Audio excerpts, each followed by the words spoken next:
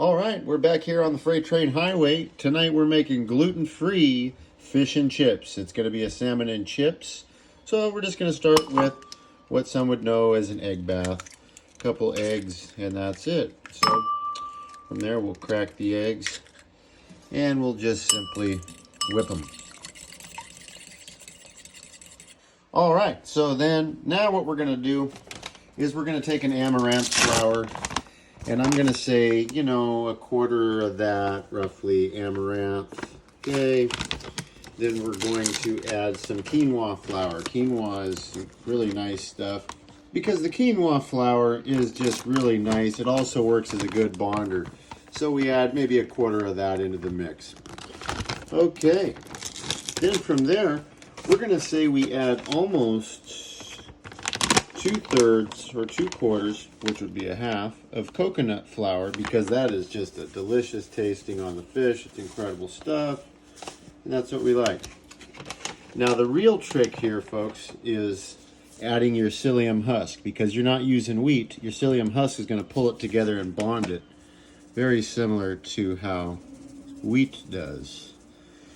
And then, you know, my favorite is the classic Himalayan pink sea salt. So we add a good amount of that. That's going to give your fish a little salt. All right, so we're going to mix that all up real nice. Just kind of hand mix. It doesn't have to be exact. That's the magic of the fish and chip. And of course, we're going to add a little more Himalayan salt. It's got 83 key elements in it. Incredible stuff. Really great, full of electrolytes. And it looks like a lot, but it actually isn't because we're doing a good amount of salmon here tonight. So what we're going to do is mix that all in. It's a good looking batter. And just a dust of more sea salt. All right, guys, so we're going to bread the fish up here. We've got our batter that we've mixed up. We've got our 2 eggs. And we're going to just go ahead and bread that up. So what I usually do is I just go ahead and dip that fish in the egg and then just in the batter. I like to roll it around a little bit. It really helps with the giving it the extra thick kind of batter, almost beer batter style if you do it right. So yeah, you're going to just dip in your egg and then you're going to just dip in your batter like I said. And it's as easy as that.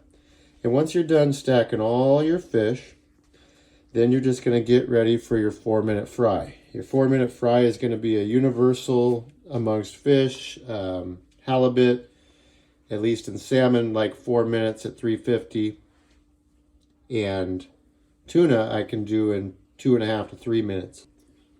So we're just going to keep going until we get to the end of the pile. And then we'll go ahead and drop it in the fryer. So depending on if you want to mix your own ingredients for your batter, that's totally an option as well. So look into your own. This is particularly is a gluten-free recipe, but if you like wheat, we have no problem with it. One of the secret ingredients I used to use when I would cook it in wheat was a good classic buttermilk pancake mix. Add a little bit of your own mix in as well, and you'll really get a kick out of it. So experiment a little bit. And a lot of times it's just 4 minutes at 350 in your oil. And I use sunflower oil, all organic, or safflower oil, all organic. Well, here we are at the fryer, and we're going to drop it in. Like I said, sunflower oil, all organic. And it's going to be at 350 degrees. And I usually do about 3 pieces per side. And from there, it's just a 4-minute drop. And it should be really nice. 4 minutes. And as you can see, 4 minutes later, delicious golden brown salmon, gluten-free, just like any panko you've ever used before.